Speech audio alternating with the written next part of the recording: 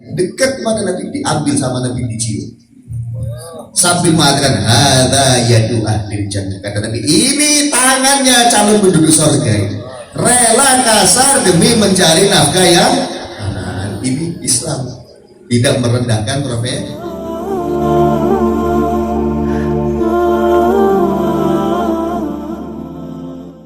Al-Mustafa sebuah nama. Kenapa kok kitab ini diberi nama At-Tadhkirul Mustafa?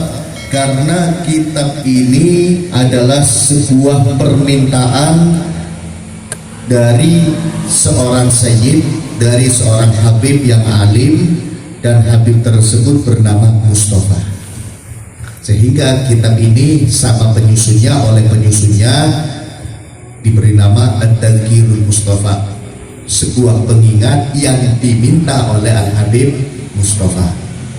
Disusun oleh Al-Habib Abu Bakar Al-Attas bin Abdullah bin Alawi bin Zaid Al-Habsyi. Banyak ulama yang menyusun kitabnya sebagai tadzkir, sebagai pengingat. Kenapa? Sebab manusia memang makhluk yang selalu butuh diingatkan. Karena manusia tempatnya salah dan lupa. Manusia salah itu wajar, manusia lupa itu wajar. Bahkan orang salah itu mulia di sisi Allah Subhanahu wa Ta'ala, selama orang yang salah tersebut mau bertobat kepada Allah Subhanahu wa Ta'ala. Orang salah berbuat maksiat, berbuat dosa, para ulama mengatakan dosa selama penyebabnya karena hawa nafsu. Rata-rata orang kan berbuat dosanya karena hawa nafsu. Dosa selama penyebabnya hawa nafsu, maka harapan taubatnya sangat besar. Harapan taubatnya sangat besar. Oleh karena itu kita jangan merendahkan orang yang sekarang masih maksiat. Kita jangan memandang sebelah mata orang yang sekarang masih jauh dari aturan Allah Subhanahu wa Ta'ala. Selama mereka maksiatnya karena hawa nafsu, maka pintu taubatnya terbuka lebar.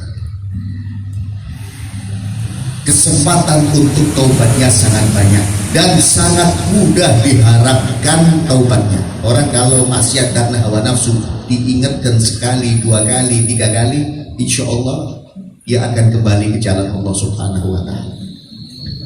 Yang bahaya adalah orang yang maksiat penyebabnya karena sombong. Ini sangat susah diharapkan taubatnya. Sekali lagi, kalau maksiatnya karena hawa nafsu sangat mudah diharapkan taubatnya. Tapi kalau maksiatnya karena sombong, susah untuk diharapkan taubatnya. Iblis itu dimurkai oleh Allah bukan karena iblis enggan sujud kepada Nabi Adam, bukan. Ketika semua makhluk Allah perintahkan sujud kepada Nabi Adam, iblis tidak mau sujud. Iblis ditanya sama Allah, lima la tasjud li Adam, wahai iblis, kenapa kamu tidak sujud kepada Adam? Yang bikin Allah murka jawabannya iblisnya. Ketika ditanya oleh Allah, kenapa kamu wahai iblis tidak sujud kepada Adam? Iblis menjawab, khalaqtani min narin wa khalaqtahu min tin, khalaqtahu min tin wa khalaqtani min nar, fa ana khairun minhu. Ya Allah, engkau ciptakan Adam dari tanah liat, sedangkan aku, ya Allah, engkau ciptakan aku dari api. Maka aku lebih baik dari Adam. Buat apa aku sujud kepada Adam sedangkan aku lebih baik daripada Adam? Di situ Allah murka kepada iblis karena merasa lebih baik daripada Adam. Ada sombong di dalam hatinya iblis. Seandainya waktu itu iblis ditanya sama Allah, kenapa iblis kamu tidak sujud kepada Adam? Iblis menjawab, lagi pusing ya Allah. Iblis tidak dimurkai oleh Allah Subhanahu wa Ta'ala. Tapi karena alasannya, karena sebabnya, kesombongan, di situ iblis langsung dimurkai oleh Allah Subhanahu wa Ta'ala. Dan kadang maaf ini. Kadang kita ini di dalam hati ada penyakit yang mirip dengan iblis, cuma kita tidak merasakan. Kadang kita di hati ada penyakit yang mirip dengan iblis, tapi kita tidak merasakan. Maaf, contoh. Orang sholat jamaah di masjid, anggap maghrib. Maghrib itu kan biasanya masjid musola lagi rame-ramenya orang sholat. Sholat jamaah maghrib di masjid. Ini baik apa enggak? Baik. Di depannya masjid ada orang-orang lagi nongkrong nggak sholat. Baik apa enggak? Lebih mulia mana? Yang sholat apa yang lagi nongkrong? Sholat. Sekarang kalau yang di hatinya orang yang sholat, di hatinya orang yang sholat tadi selesai sholat keluar dari masjid, lihat yang lagi nongkrong, orang yang sholat tadi di hatinya mengatakan, ini orang kok nongkrong gak kayak saya sholat. Yang nongkrong lihat orang keluar dari masjid, di hatinya dia mengatakan, Masya Allah itu orang sholat mulia gak kayak saya, terhina. Mana yang lebih mulia?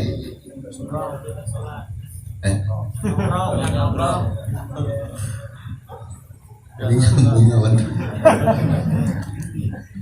Mana yang lebih mulia? Yang nongkrong dibarengi dengan penyesalan. Sholat dibarengi dengan kesombongan, tidak ada nilainya di sisi Allah Subhanahu wa Ta'ala. Dan kita sering seperti ini. Insya Allah selama kita nggak sadar dimaafkan oleh Allah Subhanahu wa Ta'ala. Tapi ketika kita sadar cepat-cepat dihilangkan. Jangan sampai gara-gara kita ibadah, sebab kita ibadah kita lebih merasa lebih mulia dari yang belum ibadah. Jangan sampai itu akan menghilangkan hak ibadahnya kita, rugi kita. Manusia salah, selama salahnya itu karena hawa nafsu, pintu taubat terbuka lebar. Harapan taubatnya masih besar. Manusia lupa, wajar. Yang tidak wajar itu kalau setiap hari lupa terus, tidak pernah ingat-ingat. Itu baru gak wajar. Sehingga manusia butuh diingatkan. Nah, kitab ini diberi nama At-Tadhkirul Mustafa. Mudah-mudahan dengan kajian ini kita semakin ingat kepada Allah Subhanahu wa Ta'ala. Mudah-mudahan dengan kajian ini lupanya kita mending berkurang. Suruh ingat terus, melupakan kita.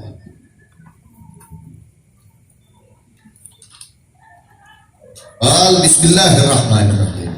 Al-Habib Abu Bakar Al-Attas bin Abdullah Al-Habsyi, beliau memulai kitabnya dengan Bismillah. Ini sering dibahas, cuman kita ulangi lagi, mudah-mudahan semakin paham kita dan semakin barokah. Amin. Coba kita buka semua kitabnya ulama. Semua kitab-kitabnya ulama, semua buku-bukunya ulama pasti dimulai dengan Bismillah. Pasti dimulai dengan Bismillah. Kenapa? Sebabnya dua. Kenapa para ulama menyusun kitabnya dimulai dengan Bismillah? Pertama, iktidaan bil Qur'anil Karim. Karena mengikuti Al-Qur'an. Al-Qur'an kita kalau dibuka, ayat pertamanya apa? Bismillah. Karena Al-Qur'an dimulai dengan Bismillah, maka ulama pun menyusun kitabnya juga dimulai dengan Bismillah. Masya Allah, para ulama ini gaya susunan kitabnya, tertibnya, dari hal sekecil itu pun mengikuti Al-Quran. Apalagi yang di luar itu sampai nyusun kitabnya mengikuti Al-Quran. Al-Quran dimulai dengan Bismillah, maka kitabnya para ulama juga dimulai dengan Bismillah. Yang kedua, kenapa para ulama memulai kitabnya dengan Bismillah? Amalan biqaulin Nabi Muhammad SAW. Karena mengamalkan sebuah hadis Nabi SAW, di mana Nabi SAW bersabda, kullu amalin dzibalin la yubda'u fihi bi bismillah fa huwa aqta. Setiap amal, setiap perbuatan, bukan harus perbuatan ibadah, tidak harus perbuatan ibadah. Semua perbuatan, semua pekerjaan dzibalin yang ada manfaatnya. Ini yang penting. semua pekerjaan, semua perbuatan yang bermanfaat, la yubda'u fihi bismillah wa huwa aqta. Ketika perbuatan yang bermanfaat tersebut tidak dimulai dengan bismillah, maka perbuatan dan pekerjaan tersebut aqta, terputus. Apa maksudnya? Maqtu'un minal barokah, terputus dari barokah. Semua amal, semua pekerjaan tidak harus berbentuk ibadah. Contoh, makan, ibadah bukan? Berarti kalau tidak makan dosa.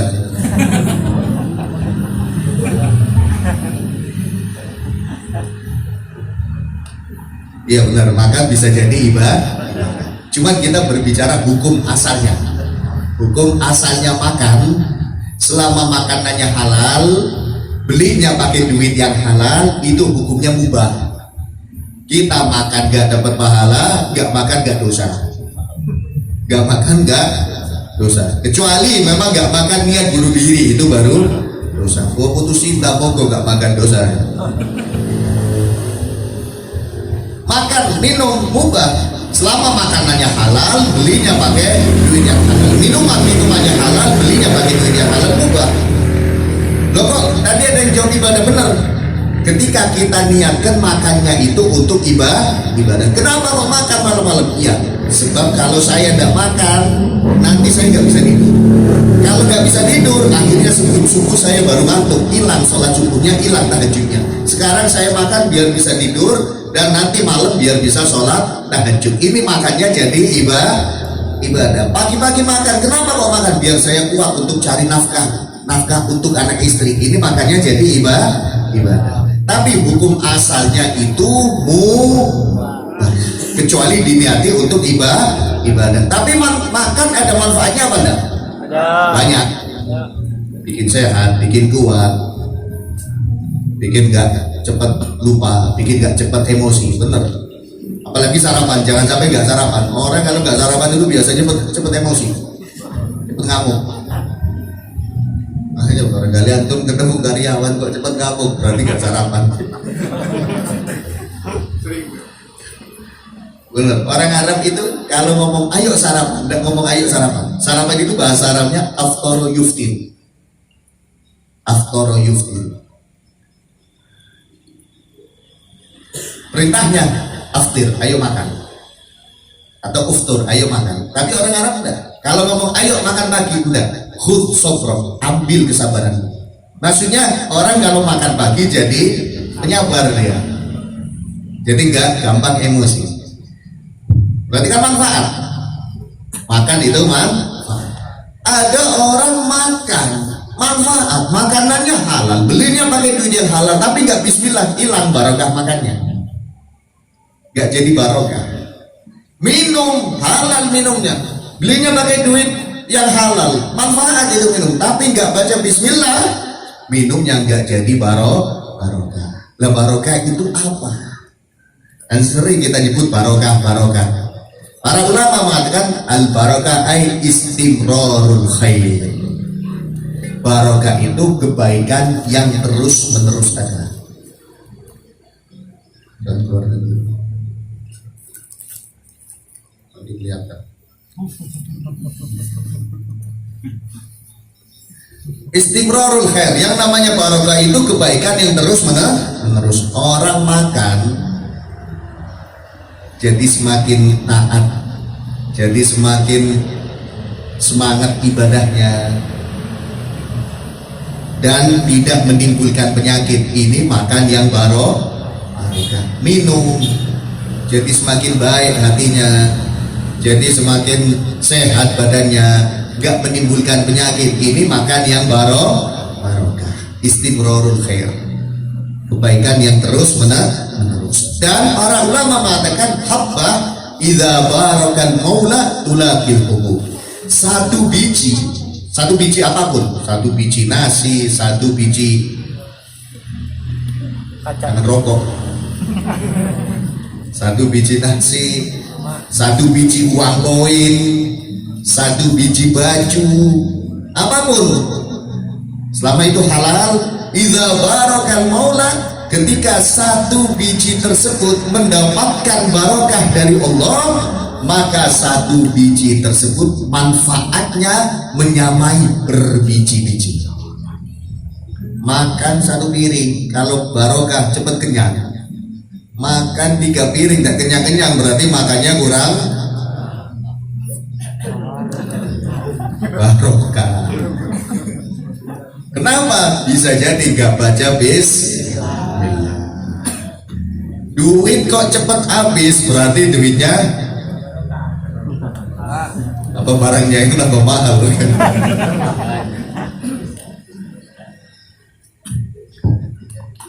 Waktu, kalau barokah itu bisa menyamai berwaktu-waktu yang lain. 1 jam barokah sama dengan manfaatnya sama dengan berjam-jam yang tanpa barokah. Ada satu orang, dan saya pernah ketemu orangnya, perempuan, dia datang dari Maroko. Dia seorang syarifah, tapi Al-Hasani, dari keturunan Sayyidina Hasan, masih cucunya Syed Ahmad Atijah. Itu 1 jamnya bisa baca sholawat Fatih 1000 kali. 1 jam. 1 jam. Dan yang ikut dengan syarifah ini pun membuktikan 1 jam bisa 1000. Nanti kalau baca sendiri bisa 3 jam, 4 jam itu. Kenapa? Ini sudah mendapatkan barokah waktu. Barokah.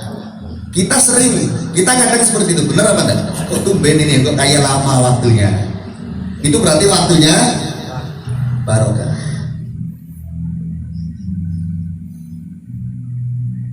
Di barokah ini waktunya. Biasanya kita merasakan waktu barokah kalau sholatnya awal waktu. Sholat awal itu waktu barokah.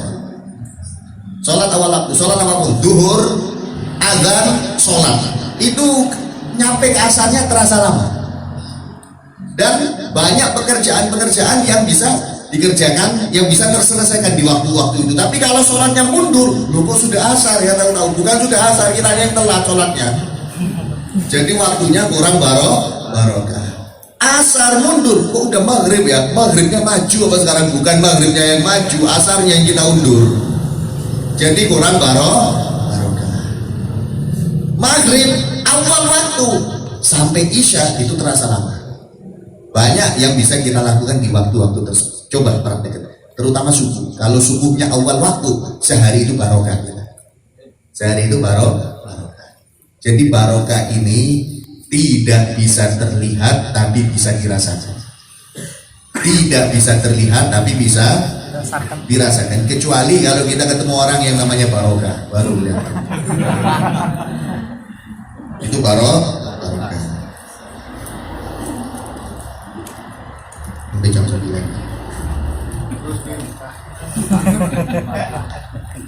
Nah, para ulama memulai kitabnya itu dengan pertama karena mengikuti Al-Quran, yang kedua karena mengamalkan perintah Nabi Muhammad SAW. Dan mulai malam ini, pulang dari sini, kita niatkan untuk selalu baca Bismillah. Mau pakai sendal Bismillah. Tadi di sini pakai sendal Bismillah benar. Cepat rusak. Tapi kalau Bismillah insya Allah awet sendalnya.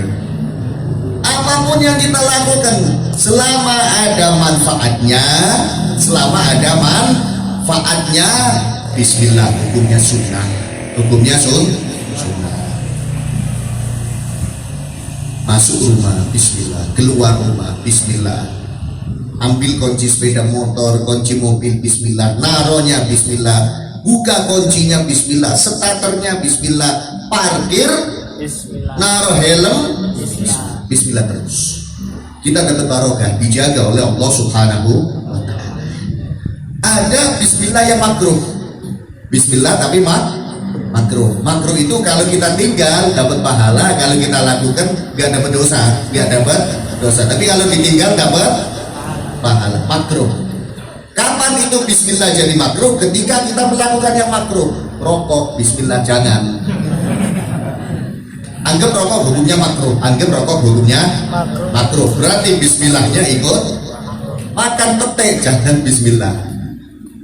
Karena itu makruh. Makan jengkol jangan karena itu makan bawang mentah banyak.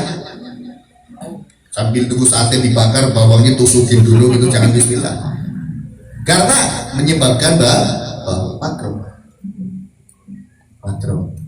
Jadi kalau yang makruh jangan bismillah. Apalagi yang haram. Jangan. Contoh, ini contoh. Saya yakin di sini tidak ada contoh. Mau minum khamr, bismillah. Nah, ikut haram. Mau pasang nomor, bismillah jangan. Mau ke tempatnya pacarnya jangan bismillah, ikut haram bismillahnya. Mau chattingan sama pacarnya jangan bismillah. Bismillah enggak apa-apa biar cepat putus. Jadi cepat nikah. Jadi para ulama memulai kitabnya dengan bismillah.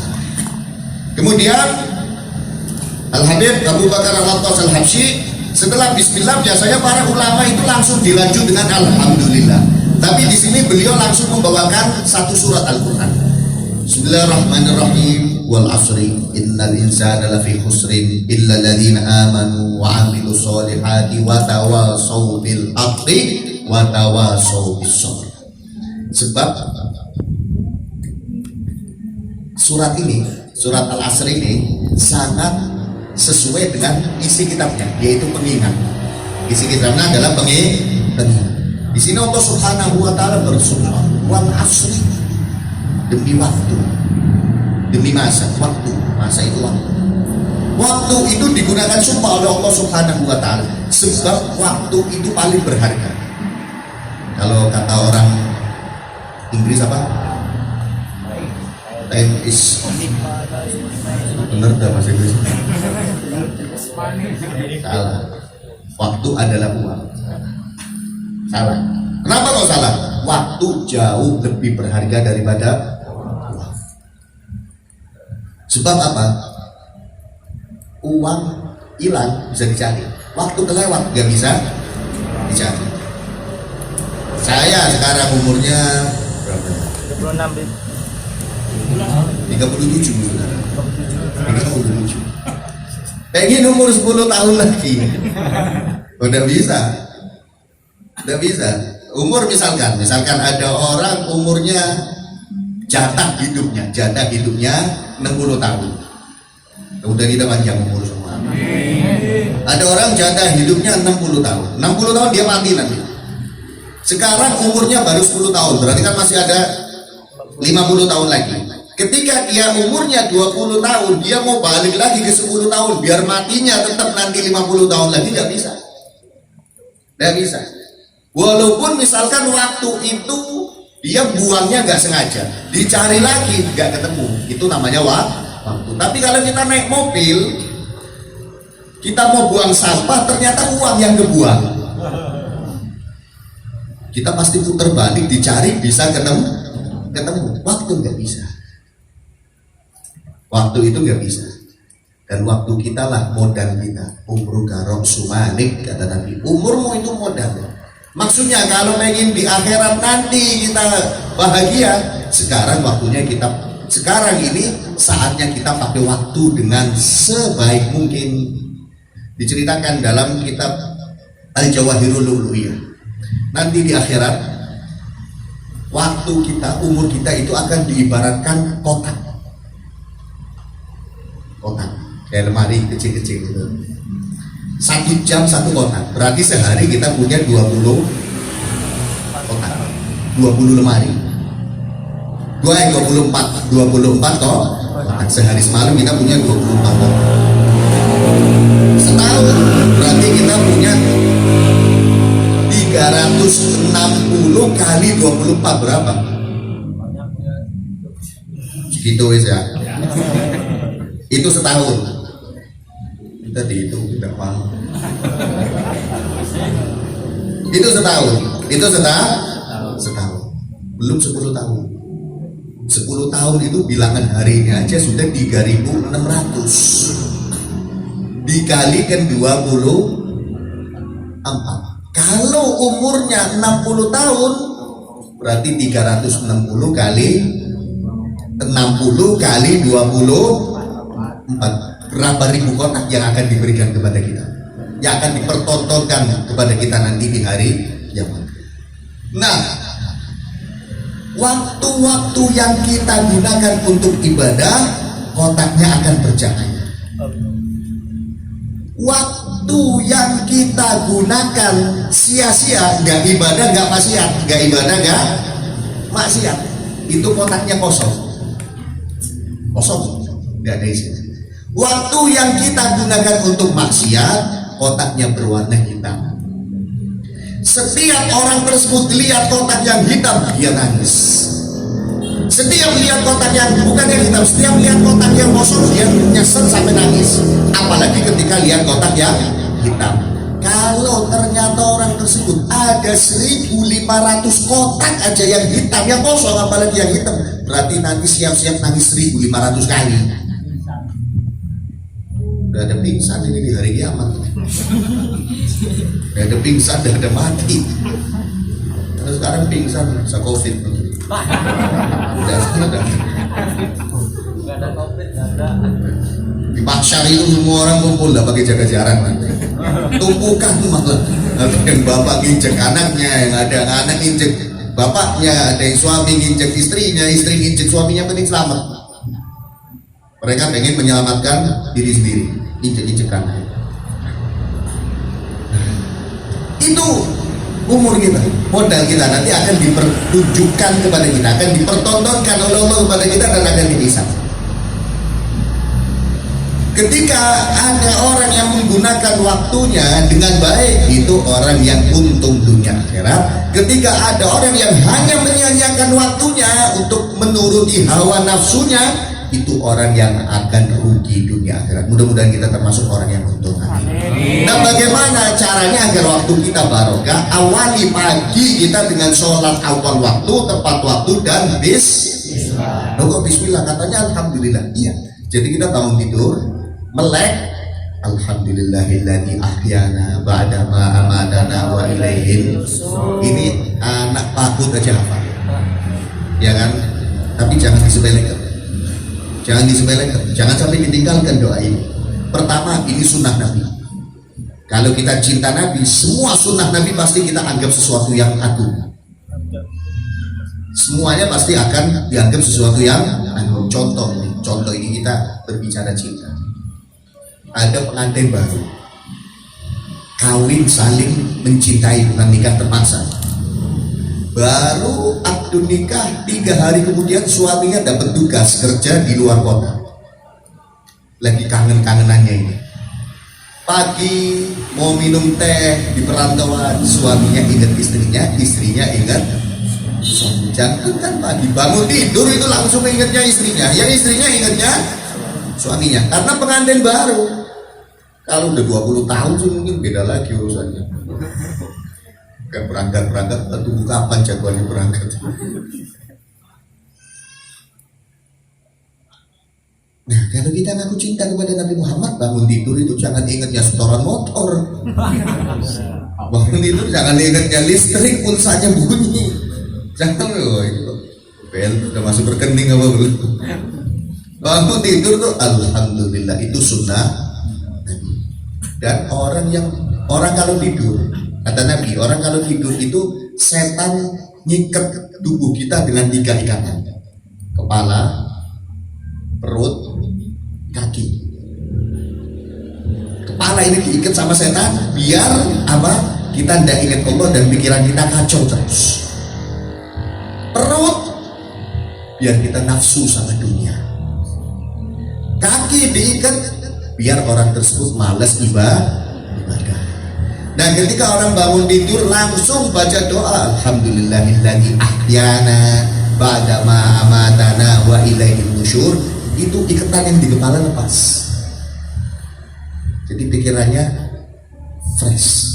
tidak terkontaminasi pikiran setan. Kemudian baca bismillah, berarti memulai harinya dengan bismillah, langsung jalan wudhu. Ketika wudhu, ikatan yang di perut lepas, dalam artian dia semangat mencari nafkah, tapi tidak menjadi orang yang rakus dalam urusan dunia. Tetap halal haramnya diperhatikan. Bukan berarti orang nggak rakus dunia terus makan tidur di rumah, malamnya nongkrong, semua akan indah pada waktunya, tapi tidur sampai tidur kapan indahnya gitu. Orang Islam jangan kayak gitu. Apapun profesi kita itu mulia di sisi Allah. Apapun profesi kita itu mulia di sisi Allah selama halal. Yang terhina kalau ada laki-laki sehat ini, sehat, masih muda, tapi nggak mau cari kerja sama sekali, gengsian. Ini Anda, itu saya ini Anda, enak. Oh indah, itu Nabi tidak suka. Sebab dalam hadis Nabi mengatakan, Innallaha yuhibbur rajulan muhtarif. Allah paling cinta sama orang laki-laki yang jelas profesinya. Apa profesinya? Saya supir, mulia di sisi Allah. Apa profesinya? Saya kuli, mulia di sisi Allah selama halal. Ada satu sahabat, sama-sama ini, pas jam 9 ini. Tadi cerita. Ini lanjutkan cerita sahabat. Ada satu sahabat itu, saya lupa namanya. Sahabat tersebut setiap sholat jamaah dengan Nabi SAW itu selalu di sofa paling belakang. Setiap menghadiri majelisnya Nabi di sofa paling belakang. Tapi setiap duduk seperti ini, sahabat. Jadi paling tinggi duduknya. Dan kepalanya diangkat gitu. Paling belakang tapi paling tinggi. Diperhatikan oleh Nabi SAW. Yang aneh lagi, sahabat yang lain selalu musafaha berjabat tangan dengan Nabi. Sahabat ini paling tidak mau. Bukan takut,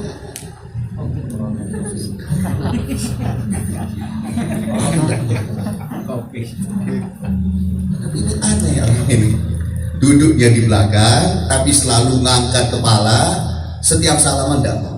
Suatu ketika selesai sholat dipanggil oleh Nabi SAW. Sini, maju dengan malu-malu sahabat ini. Ditanya sama Nabi, kenapa engkau ini selalu duduknya paling belakang dan tidak mau salaman? Tidak apa-apa ya Rasulullah. Tidak, kenapa? Dipaksa oleh Nabi. Ini perhatiannya Nabi kepada umatnya. Bahwa selalu saya kenal Muhammad. Bukan pengen tahu fudul, enggak. Sebab Nabi setiap ada permasalahan, Nabi selalu memberi jalan. Enggak ya Rasulullah, enggak. Akhirnya sahabat tadi mengatakan, ya Rasulullah, aku ini kuli bangunan, bajuku kotor. Sebab aku kesini itu sedang habis kerja. Jadi aku malu mau mendekat kepadamu ya Rasulullah. Dan aku tidak mau menjabat tanganmu karena tanganku kasar ya Rasulullah. Tanganmu begitu lembut. Nanti aku bukannya membuat kamu engkau bahagia, malah mengganggu engkau ya Rasulullah. Dilihat sama Nabi. Dikatakan sama Nabi, mana tangannya tadi lihat? Ya Rasulullah. Coba sini didekatkan, lebih jelas kata Nabi. Didekatkan ketika tangan tadi dekat kepada Nabi, diambil sama Nabi, dicium. Sambil mengatakan hadza yadu ahli jannah, kata Nabi, ini tangannya calon penduduk surga ini. Rela kasar demi mencari nafkah yang halal. Ini Islam, tidak merendahkan profesi. Selama punya profesi dia punya, tapi jangan rakus. Waktunya sholat, waktunya ibadah, dan perhatikan hukum-hukum Allah Subhanahu wa Ta'ala. Ketika orang tadi subuhnya tepat waktu baca doa alhamdulillahilladzi ya nabada ma matana wa ilaihi nusyur, ini ungkapan syukur, ini sebagai bukti cinta kepada kita kepada Nabi sallallahu alaihi wasallam, dan melepaskan ikatan yang di wudu, yang di perut lepas. Semangat tapi tidak rakus. Ketika orang tadi sholat sunnah fajar, ikatan yang di kaki lepas, semangat hidupnya. Karena apa? Baca dan ini sekali lagi terakhir masalah alhamdulillahilladzi ahyana ba'da ma amatana. itu bisa jadi yang menyebabkan kita selamat di kuburan. Kalau kita istiqomah baca itu. Diceritakan ada orang meninggal itu kan rasanya kayak orang tidur. Setelah dicabut ruhnya itu tidak sadar, nanti sadar-sadar di kuburan dibangunkan dua malaikat. Dibangunkan Munkar Nakir mau tanya man rabbuka. Kira-kira kita bisa jawab apa enggak? Kalau sekarang tanya man rabbuka, Allahu Rabbi. Wa man nabiyuka, siapa nabimu? Muhammad Nabi, bisa semuanya hafal. Tapi di kuburan kita sendirian pernah ketemu malaikat apa belum? Bisa tidak kita jawab? Jangankan ketemu malaikat, kadang orang lewat jam 1 malam gerimis rintik-rintik itu lihat atas ternyata ada putih-putih gantung aja langsung lari. Padahal mau kenal lagi dijemur. Apalagi ketemu malaikat. Ada sebuah riwayat dalam satu kitab namanya Al-Mawa'idul Usfuriyah. Insya Allah ini riwayat sahih. Hanya sebagian ulama memang tidak mau baca kitab ini. Itu diceritakan sahabat Umar ketika meninggal. Sahabat Umar ini yang ditakuti oleh manusia dan setan. Bukan cuma manusia aja yang takut, setan pun takut sama sahabat Umar. Itu ketika meninggal ditanya sama malaikat ketakutan hampir gak bisa jawab. Sahabat Umar di kita. Nah ada satu orang meninggal. Ketika dibangunkan oleh malaikat, mau ditanya, dikira orang tadi dia bangun dari tidurnya semasa hidup. Bangun langsung dia ucap alhamdulillahilladzi ahyana ba'da ma amatana wa ilaihi nusyur. Langsung malaikat, oh itu umatnya Nabi Muhammad. Udah tidur lagi enggak usah tanya. Makanya kita istiqomah kan biar enggak ditanya sama malaikat. Jangan sampai enggak baca doa gitu. Allah di sini bersumpah wal asri, demi waktu yang paling mulia. Innal insana lafi khusrin, semua manusia itu dalam keadaan rugi. Yang kaya rugi, yang miskin rugi, semuanya rugi. Mudah-mudahan kita bukan termasuk orang yang rugi. Kita untungnya. Illa alladziina amanu, kecuali orang yang beriman. Orang iman aja itu sudah lepas dari satu kerugian. Apa kerugian? Kekafiran. Mudah-mudahan Allah jaga iman Islam kita. Yang kedua, wa amilus sholihat. Orang yang iman tadi mau melakukan amal soleh, itu tidak rugi. Yang ketiga, kriteria orang yang tidak rugi nih, biar kita tidak sampai rugi. Pertama iman. Iman. Ngantuk apa belum? Jawab ngantuk, saya pulang. Kriteria orang yang tidak rugi itu pertama iman. Yang kedua melakukan amal soleh. Yang ketiga watawasau bil haq, selalu memberikan wasiat tentang kebenaran. Bahasanya Al-Quran luar biasa. Ada ndak orang wasiat itu sambil marah-marah? Biasanya orang wasiat itu bahasa kan memelas. Tolong ya, nanti kalau saya mati kamu sering-sering ziarah ya nak. Itu bahasa wasiat. Maksudnya kalau kita ngasih nasihat itu jangan merasa kita yang benar, yang dinasehati itu yang salah. Tapi kita harus merasa kita butuh biar orang itu jadi benar. Merasa kita yang butuh, merasa butuh orang itu biar jadi orang benar. Itu cara ngasih nasihat. Walaupun sama keluarga, lihat anaknya malas, jangan kamu sholat ya nak. Bapak ini butuh sholat sebab nanti di kuburan. Kamu juga butuh sholat. Kamu ngaji ya nak. Bapak butuh ngaji. Kamu juga di kuburan nanti butuh ngaji. Dan kamu di dunia kalau udah ngaji nak nyesel selama-lamanya kamu kalau udah bisa ngaji. Bapak juga nyesel kalau kamu udah bisa ngaji. Ini cara ngasih nasihat, wasiat.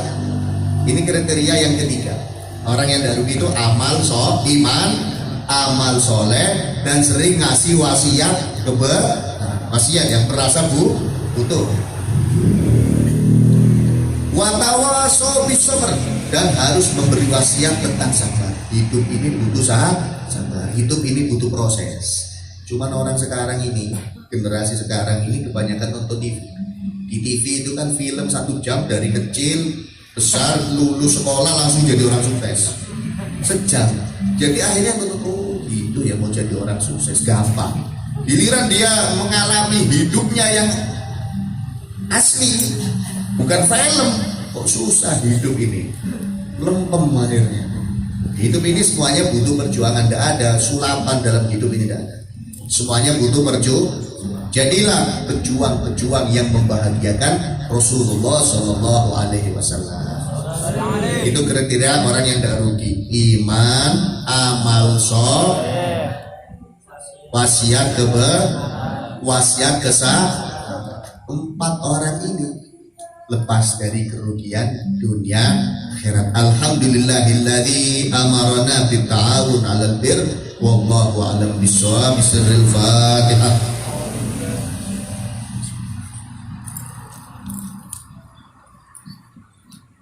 Rabbana taqabbal minna innaka antas samiul alim wa tub 'alaina innaka antat tawwabur rahim. Subhana rabbika rabbil izzati 'amma yasifun, salamun alal mursalin walhamdulillahi rabbil alamin.